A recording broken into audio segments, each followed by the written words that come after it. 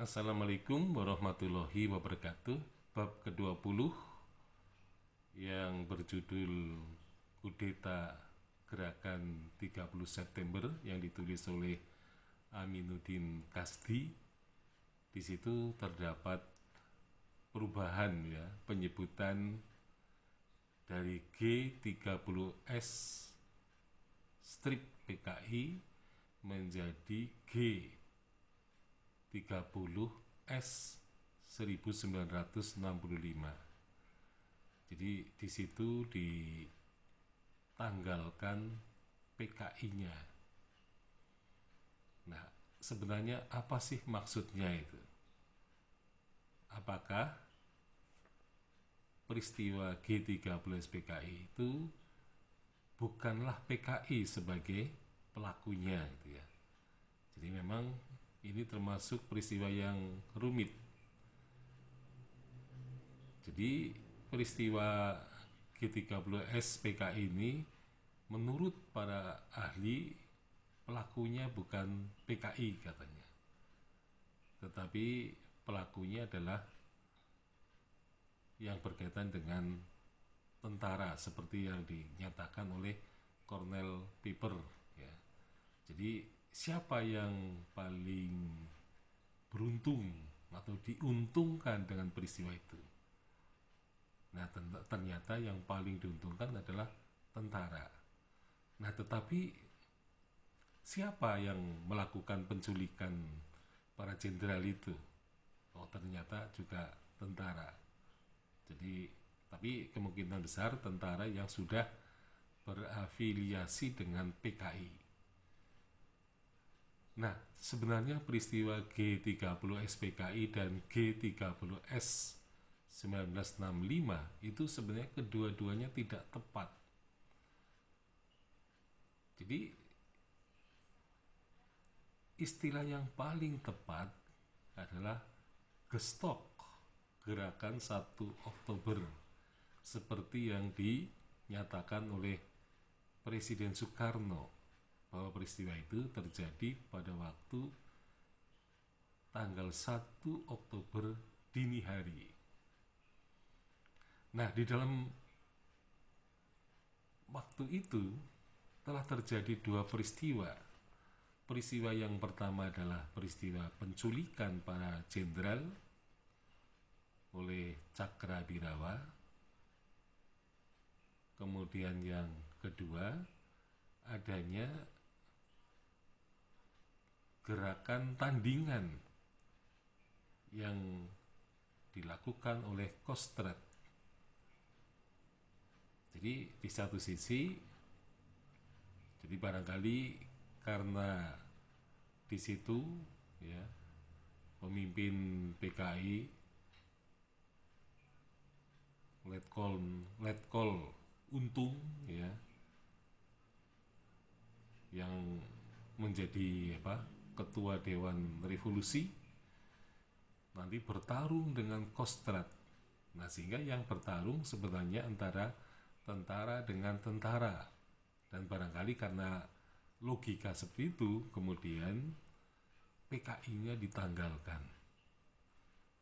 Jadi di sini dengan menanggalkan PKI dari G30S ini seperti halnya bahwa PKI sedang mencuci tangan, jadi sedang cuci tangan bahwa dia adalah pihak yang bersih, merasa bahwa mereka bukan yang melakukan gerakan itu. Nah, tetapi sebenarnya gerakan 30 September itu sebenarnya memang sudah kelihatan dari peristiwa-peristiwa sebelumnya. Nah, jadi kelihatannya sangat sulit ya untuk menghapus PKI dari peristiwa G30S PKI. Nah, kalau misalnya kita menggunakan gestok sebagai istilah yang paling tepat, maka sesungguhnya itulah yang terjadi ya. Jadi peristiwanya memang pada dini hari 1 Oktober, kemudian mendapatkan tandingannya oleh Kostrad.